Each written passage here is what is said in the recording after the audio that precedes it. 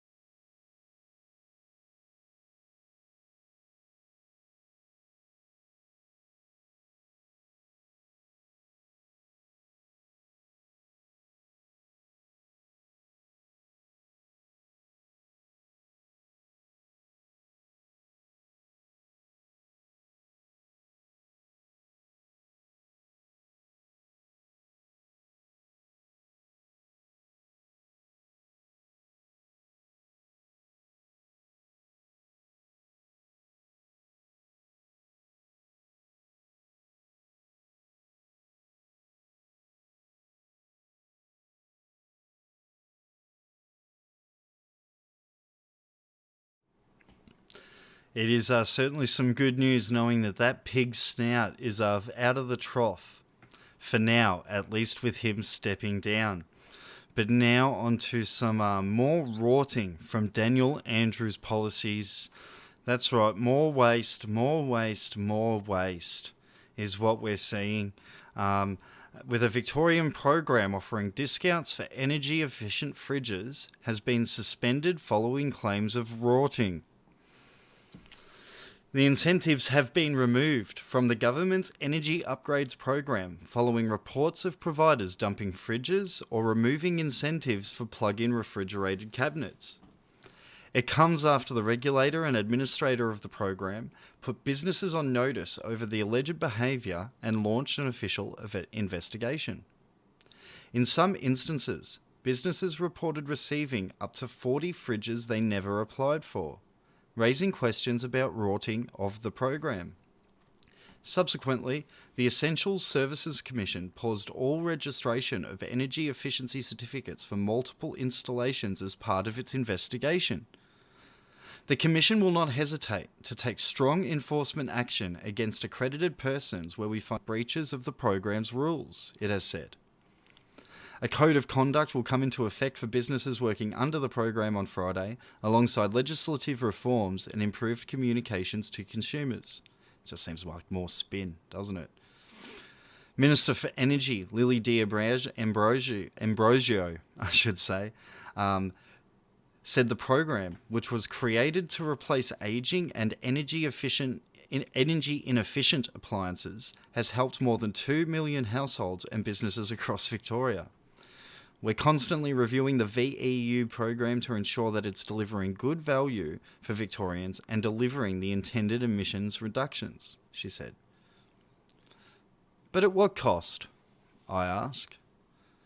How many millions, no billions, has this man mismanaged of ours? How much will we actually allow him to get away with? We've covered human rights abuses, federal privacy rights abuses, corruption at a massive scale, and billions of taxpayer dollars completely mismanaged. It's amazing what he's been allowed to get away with half of the population asleep to what he's doing. But, on that same coin, I'm not saying that Matthew Guy is particularly much competition for him either, leading a very heavily controlled Victorian Liberal Party. But it's, just constant theme. It's a constant theme coming out of the Daniel Andrews government that it's just all about him, isn't it? And pleasing all kinds of different people at any cost. But this story does follow into more of it as to what he might be doing to cover up for these bungles. And that is with an announcement that Vic-Roads has been set to be partly privatised. Well, it seems that given his billions of dollars of mismanagement, he suddenly has to find them again from somewhere. And what's his answer? To sell off one of our final publicly owned entities. That's right, Vic-Roads will be partly privatised for 4 decades in a bid to generate $7.9 billion for the state. Sounds about where his shortfall's at, doesn't it? A consortium of Aware Super, Australian Retirement Trust and Macquarie Asset Management will run licensing and registration for the next 40 years, while the state government maintains ownership of the service. The move is the result of a 15-month modernisation program that started last year. Funds raised will go into the Victorian Future Fund to manage pandemic debt. The state government will continue to control data, privacy provisions and essential fee prices and will recommence all operations after the partnership ends, Treasurer Tim Pallas said. This is not a privatisation in anybody's language. Well, it seems like it. We're always looking to see how we can drive better services, better performance, but we will never divest the ownership of assets. But that's all government has done for the last 50 years, isn't it? Is divest the ownership of assets to everyone but us. So it's not much of a reassurance, is it? Independent integrity bodies, including the Victorian Ombudsman, will still provide oversight. Under the changes, learner and probationary licences, as well as online testing, will be made free. Free for who? Drivers who avoid demerit points in the next 3 years before their licence expires will get a 25% discount on the cost of renewal. It's just like they're feeding us a lolly to make us okay with the change, isn't it? The Australian Services Union worked with the state government to ensure existing workers keep their jobs and conditions until their enterprise bargaining agreement ends in 2024. So, year and a half from now, that's not much reassurance again, is it? But the Australian Services Union Victoria Branch Assistant Secretary, Leon Wygard, described the privatisation of public assets as concerning. You just have to look at your last energy bill to see how it usually works out for consumers, Mr. Wygard said. We have been able to work out a pretty good set of conditions for our members, but this is the third privatisation that the government's engaged in. We think that's a bad idea. Well, I do too, for the record. The Victorian opposition has also criticised the move, describing it as a fire sale to pay for record debt. No one would buy Vic-Roads in this way unless they plan to make money from it, Treasury spokesman David Davis told reporters on Friday. He claimed the move will mean higher prices for registration and licences and an impact on family budgets. That's right, getting your licence might be free, but you'll be slogged when it comes to your yearly rego. You definitely will see this. Surprisingly enough, the Victorian Greens have also accused the state government of putting profit over people. With the privatisation of the Port of Melbourne, the Land Titles Office, public housing estates, and now Vic-Roads, Victorians have a right to know, months out from the election, what other public assets or agencies are on the government's privatisation hit list, Greens MP Sam Hibbins said in a statement. And yet people still worship this man. They still want him to lead their state after all of this we see. As I continually touch on, it's mind-boggling. So we'll see what happens. And the updates will be here on the channel as they come. But on to our last story. Well, my last story for tonight before court dumping Joe Biden's and the environmental protection agencies their emissions goals. That's right. So the U.S. Supreme Court has imposed limits on the United States government's authority to issue sweeping regulations to reduce carbon emissions from power plants. See, this is an important point because what I think the United States Supreme Court can see playing out is everything around the world in regard to how they've gone so heavily renewable, and now they're scrambling to get coal-fired power back online to be able to get that base load up to a minimum capacity to be able to, that these green dreams aren't sustainable. So this seems like what they've been doing, but the court's 6-3 ruling restricted the Environmental Protection Agency's authority to regulate greenhouse gas emissions from existing coal and gas-fired power plants under the landmark Clean Air Act anti-pollution law.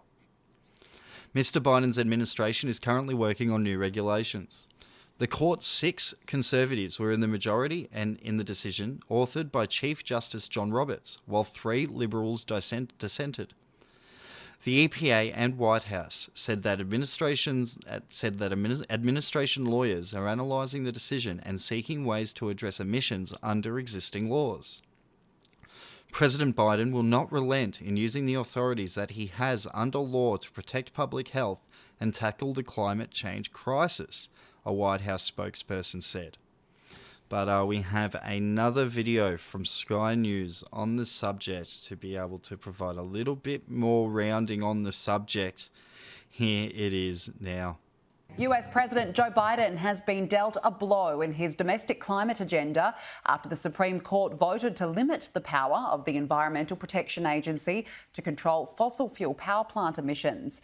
Liberal Justice Elena Kagan called the decision frightening in her dissent, saying the Supreme Court does not have a clue about addressing climate change. The decision places a roadblock to President Biden's aim of decarbonising the power sector by 2035, which he hoped to use the EPA to achieve without needing congressional support. EPA Chief Michael S. Regan says the case is important, but stressed President Biden has other tools at his disposal to address pollution.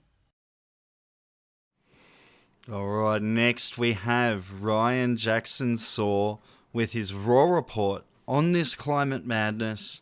I thought it was perfectly fitting for this show tonight. It's great, and please enjoy, and I'll be back with the sign-off. Thank you. Hello Australia, welcome to the Raw Report. I am Ryan Jackson Saw. I want to ask a question. Why is Australia experiencing an energy crisis?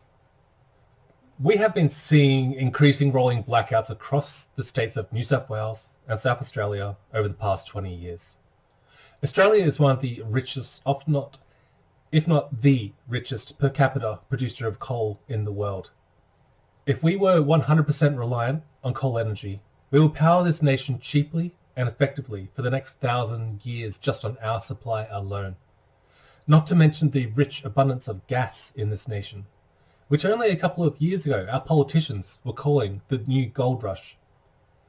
Why wouldn't our politicians and leaders follow the lead of some of the most powerful countries on earth, like our biggest trading partners in Asia, who are installing over 600 new coal-fired plants themselves in the next couple of years? What do they know that we don't know? Wouldn't you think a region of the world with over a third of the entire global population of human beings would have everything to lose in a climate emergency? I'll tell you what I think. I think that they have wised up to this green agenda, and they are forging ahead to preserve their own nation's interests at the behest of the United Nations and the World Economic Forum. Perhaps it's time that we do that as well. Australia only had a small handful of coal power stations in this country, but because they are such an effective source of electricity, we didn't need many to power our entire nation and the entire infrastructure. It was cheap, it was easy, it was pre-built. Our forefathers had done the work. The few that we have had, they're shutting down like the Hazelwood power plant in Victoria in 2017, which saw a 20% increase in electricity prices that following year. Or the closure of the power plant in Port Augusta, which had operated for 31 years without a problem, leaving the state with rolling brownouts for years. The reason why is because apparently they say they love you. They love you and they want to protect you from global warming. Recently, they rebranded that to climate change. Because as we saw, the globe actually wasn't warming. It was going the opposite direction in many areas. So they've just rebranded it. And have you noticed in this country that our politicians always seem to need some sort of emergency or crisis to save us from? It used to be from the menace of the boat people. Remember the boat people? They made up about 1 to 2% of illegal immigration in Australia every year, but that was a thing to be afraid of. That was all the talking points that they had in the media. And when people were sick of hearing about that, it became all about the global financial crisis, 2017. Well, that didn't shape up to be very much either, did it?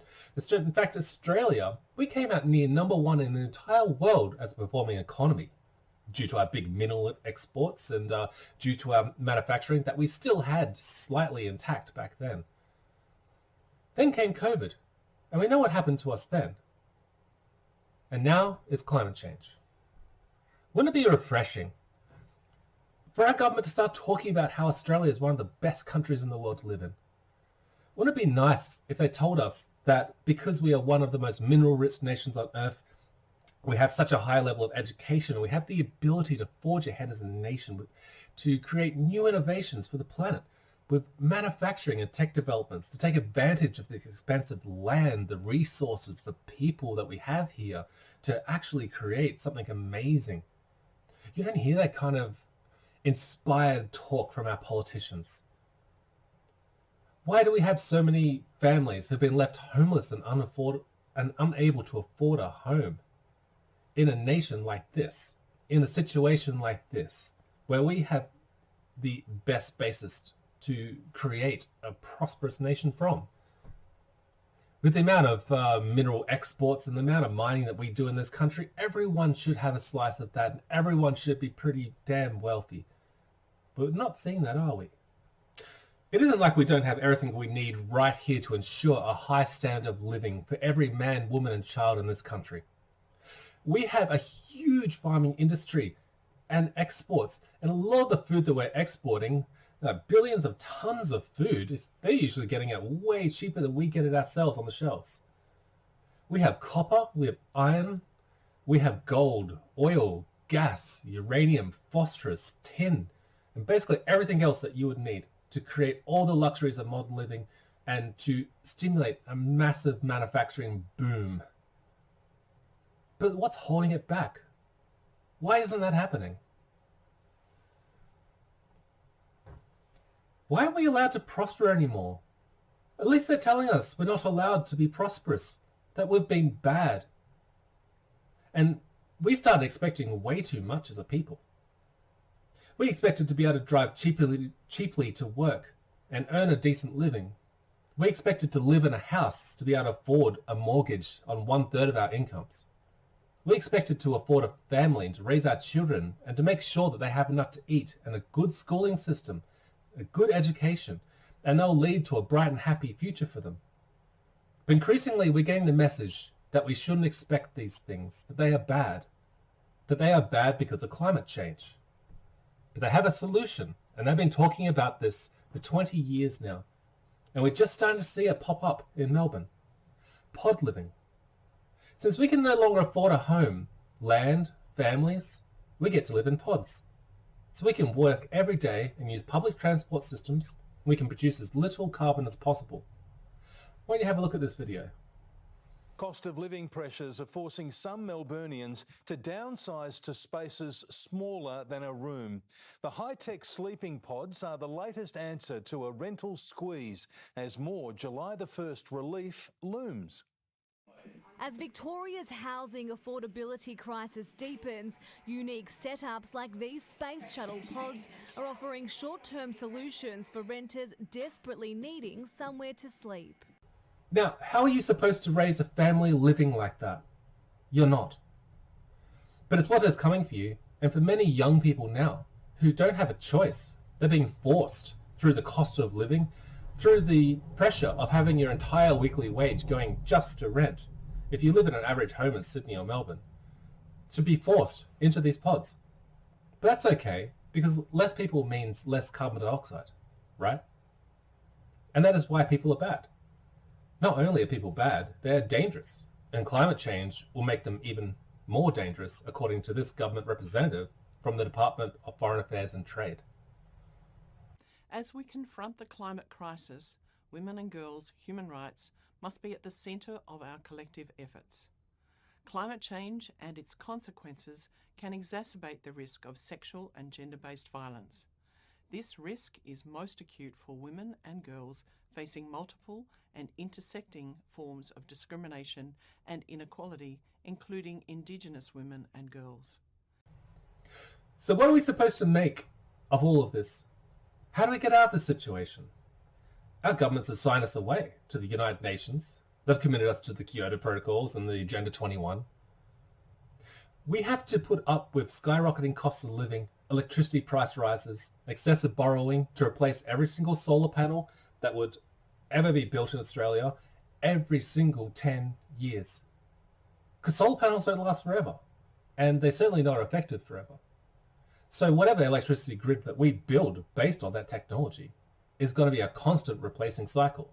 Constant rubbish, constant toxic chemicals being produced by the factories which are making these panels. In fact, they're estimating that it's going to cost us initially, $330 billion spent between now and 2030 just to keep the lights on, reworking this entire system. Guess where that money comes from? It comes from you and me, from our pockets. It doesn't come from them. They're just using our money. But at least people get to sleep well. They get to sleep well knowing that between the bug burger dinner and the cricket omelette for breakfast in your pod home, China is building more coal power stations. Corporations are getting rich selling them coal. But at least you've done your part while living in a nation that is already carbon negative, to save the world from yourself and for the children you will not be able to afford to have. If you think I'm being dramatic, you need to read the documents that have been released by the International Monetary Fund. You need to read the documents released by the United Nations. What are they outlining with sustainable development in this country? They're telling us up front.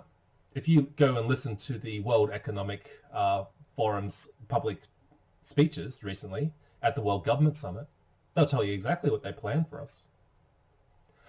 Why don't you do some reading about that and share it with everyone that you know? Why don't we take a stand? Why don't we fight against these bastards?